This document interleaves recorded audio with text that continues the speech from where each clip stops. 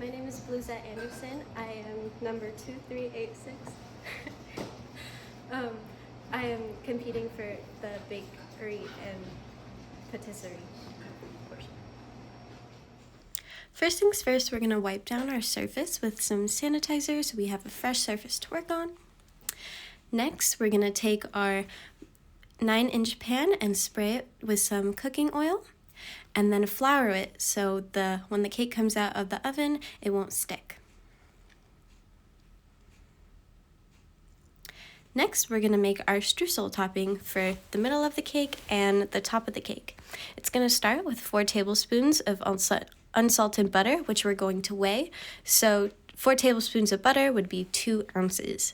And we want it to be cold and diced so that, one, it breaks into the flour and sugar easily, and when it's in that crumbly texture, it'll stay that crumbly texture because it'll melt slower when mixed with the flour and the sugar and when it's cold. Then we're going to add 1/2 cup of granulated sugar and 1/2 cup of all-purpose flour and 1 teaspoon of ground cinnamon.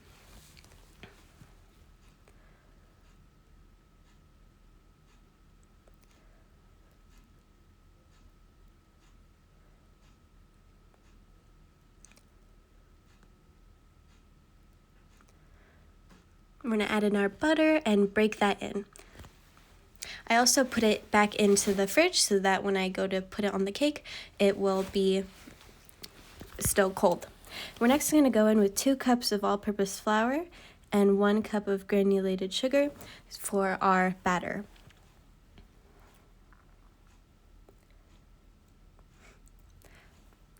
We're going to add 1 teaspoon of baking powder and 1/2 teaspoon of baking soda and 1/2 teaspoon of salt. Baking soda acts immediately while baking powder acts slower, so it's a consistent rise throughout. And sugar is a dry ingredient because it will create a more tender bread while interacting with the gluten.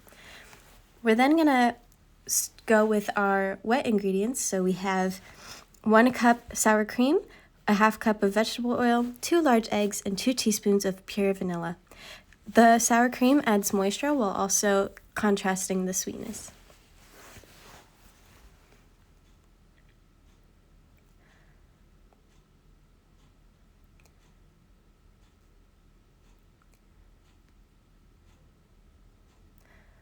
When scooping your sour cream, you want to gently tap it against the table so that there are no air pockets and you get an accurate measurement.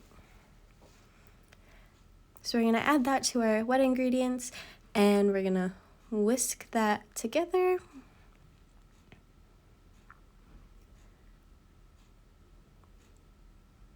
Making sure to get everything in the bowl so we're not making inaccurate measurements and ratios.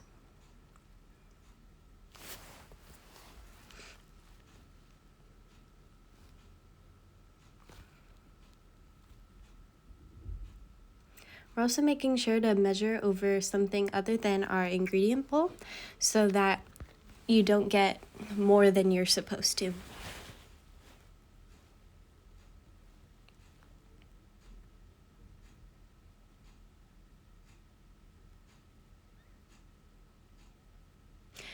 So we're going to mix that all together so that everything is incorporated and you don't have any lumps.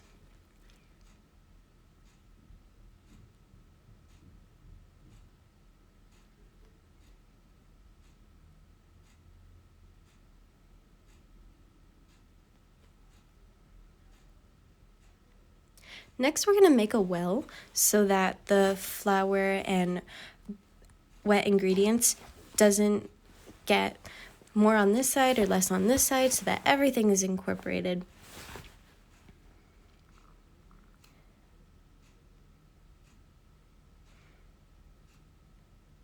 And we're going to mix that all together.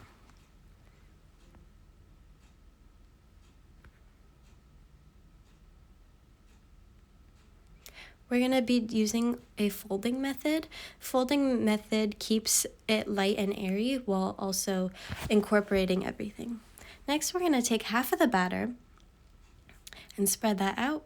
And then half of our streusel topping and spread that out. And then we're gonna put the other half of the batter and repeat the process. And we're gonna put this in the oven. But before that, we're gonna mix it so that there's kind of a swirl in the middle when you cut into it. And we're gonna bake it at 350 for about 30 to 35 minutes. And after that, we're gonna sanitize our surface again so that we can start our cookies. And we're gonna take that out of the oven, and it should have a little bit of crumb on the toothpick when you stick it in the middle, so because of carryover cooking.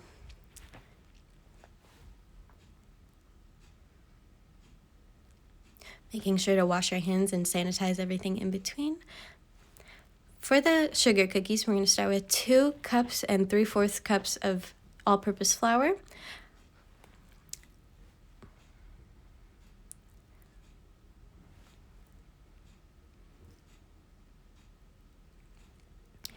And then our leaveners, which is 1 teaspoon of baking soda, which needs acidity, and 1/2 teaspoon of baking powder, which already has acidity. So with the both of them, they help each other out, which helps the dough rise.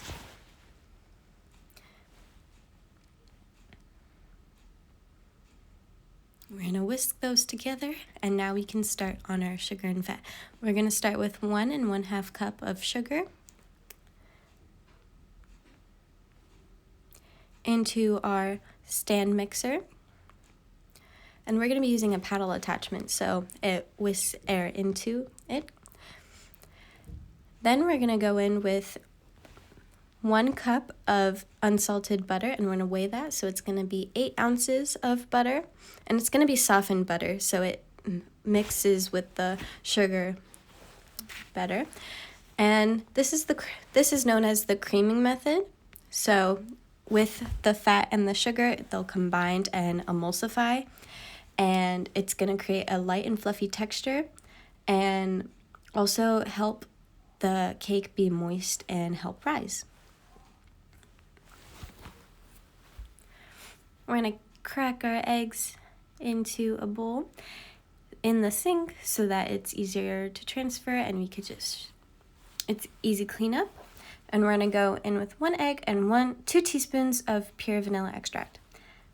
As you can see, they're already becoming lighter in color with the butter and the sugar, and we're gonna mix those for a little bit longer. We're then gonna add in a portion of the flour and mix that together so that nothing is coming out of the mixer when you're adding a bunch of flour in it at once. And you're gonna add the rest of the flour, and then I just scraped all the sides and did a couple folds to make sure everything was incorporated and smooth.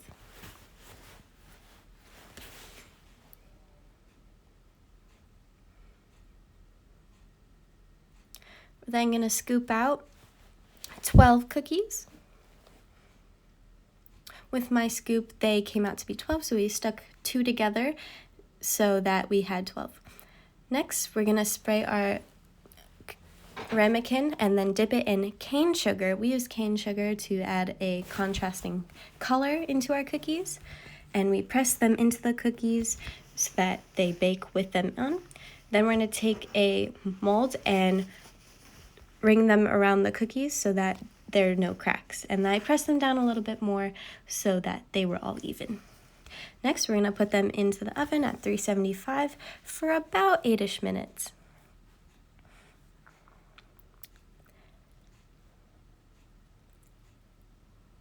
Halfway through, I like to switch which level the trays are on so that they're cooking evenly, because different levels of the oven cook at different times. After the cookies are done, I laid them out onto a wire rack to cool. And here we are. Our sugar cookies are all done. There's the cross section, nice and chewy. And there is the cross section for the coffee cake. Thank you so much. Enjoy.